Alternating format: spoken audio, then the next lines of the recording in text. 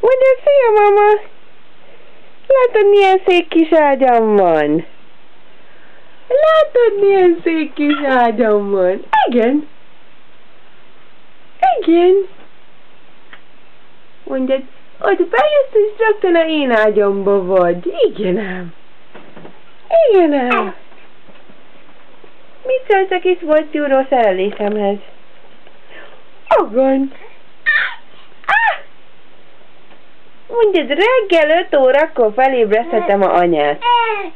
És fél 7-kor úgy döntöttem, hogy fel is kell most már kelni. Bizony.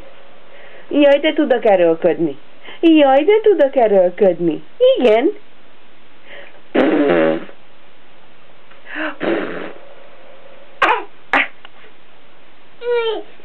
Ó, jaj.